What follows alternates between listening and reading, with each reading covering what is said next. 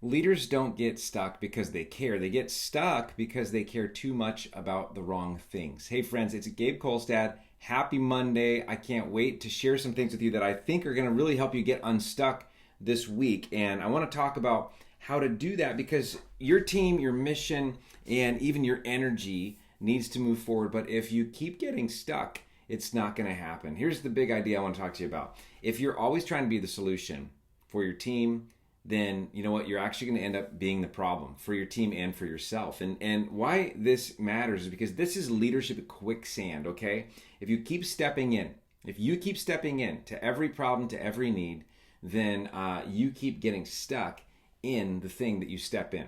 That's leadership quicksand. I've been there a million times. Here's the leadership dilemma that we face. Every time you solve the problem yourself, you delay someone else getting developed, and you delay your team's momentum. And so your recurring task list grows. Ever had that happen? Your calendar bloats, your mental energy and capacity shrinks. Hello, I know that sounds very, very familiar. And ironically, the only way forward is just more work. And that's the problem with all of this. So I want to give you some tips on rethinking your formula, all right? Instead of stepping in and getting stuck in, I want to encourage you instead to step back and then to set someone up and then to be able to step up. So instead of stepping into the task and just going like, yeah, I got it. Oh, I'll do it. I got it. No worries. I can handle it. Oh, you're busy. I'll do it. Then you get stuck in that. And you know what I'm talking about. Instead, just step back for a second and then set someone else up so that you can step up. Now I want to talk about this a little bit more, but leadership isn't about doing more. It's about designing systems. It's about developing people. And it's about deciding priorities. And we know all this stuff, right? I'll tell you a personal illustration of my own life. I'm a pastor of a church in the Beaverton, Oregon area, and we've been through a real awesome growth spurt in this last season. It meant that we had to go from having one service on Sundays to having two services on Sundays to having three services on Sundays. And then here in a couple of weeks for Easter, we're going to be doing 5 services that weekend. I mean, it's a lot, right? And so what it means is that we have to kind of gauge each audience, each service, and help our auditorium to be ready for that. It means we got to set up chairs, we got to straighten chairs, and all this kind of stuff. And I'm a little bit of an OCD freak. I like things neat and tidy, and I like straight rows, and symmetry matters a lot to me. So I get in these situations where I find myself always straightening a chair or, taking care of something. And, there's this little decision moment in my head that goes, oh, that's just nothing. That's a small thing, so let me fix it. Or, oh, there's nobody available right now, so I'm just going to take care of this so that it gets done. There's a lot more going on than just that, and we'll get into those reasons in just a couple minutes here. But I think it's super important to think about this. Let's say there is a chair that always needs to be set up. You notice it, you set it up, you feel productive, even heroic. I know, sometimes I feel that way when I take care of something. But 6 months later, you're still the only one setting up that chair. Why? Because you stepped in, but you never set someone up. And so I'm happy to report that we have set someone up to take care of these things, and it's going quite well. But let's talk about why we keep stepping in. I want you to think about, why do you keep doing this? You keep putting something else on your plate, and every time you think you're busy, then you add something more to it, right? Well, there's a few reasons why we might do this. 4, in fact. And the first one is inexperience. You're still just leaning on yourself and your own experience. So delegation feels risky, right? And that's an inexperienced view of leadership. And the only way past that is to take the leap to delegation. There's also impatience, because training takes time, right? And sometimes you're like, oh, I can do it better, I can do it faster, so I'm just going to do it myself. And time is one of those things that feels very scarce, especially if you're in any kind of entrepreneurial leadership role, any kind of spiritual leadership role. If you're leading a church or a business or a nonprofit, time is scarce. And so you're just going like, a fastest solution possible is what I need right now. I don't want to play the long game when I'm up against a wall. But the truth is, the thing that we need is to play the long game in all of these things. Another reason, besides inexperience and impatience, is insecurity. I mean, the truth is that we like being the go-to. We like being the hero. And it feeds our identity a bit.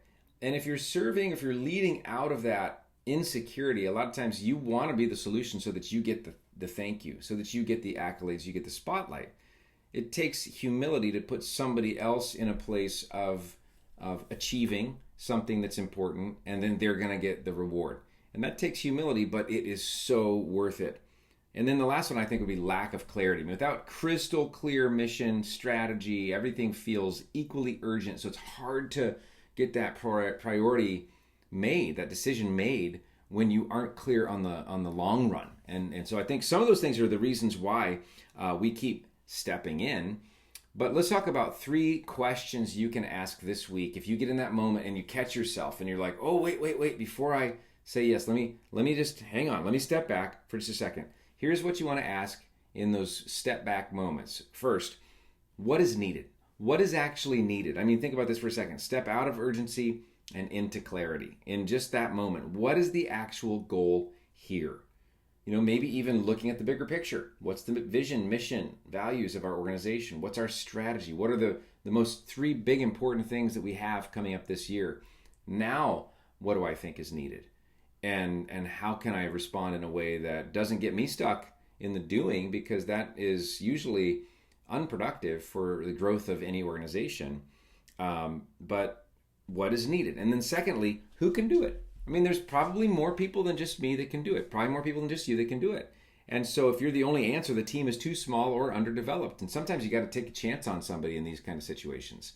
But who can help? Who can do it? Who's somebody that you could trust, entrust this to? And then the third question to ask is, how can I set them up for long-term success?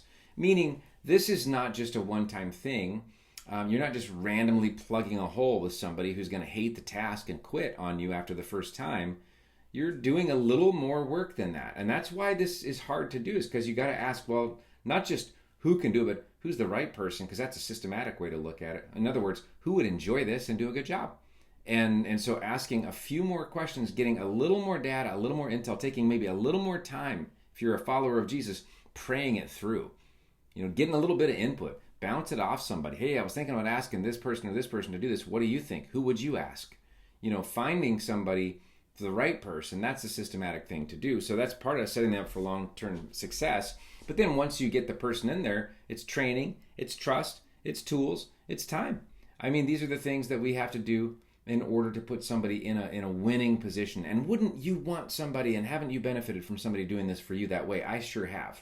And I sure appreciate the time and the investment that they made in me. And so I want to be the kind of leader that passes that on and passes it along. And I know you do too. And so those are 3 questions I'd encourage you to ask. What's needed?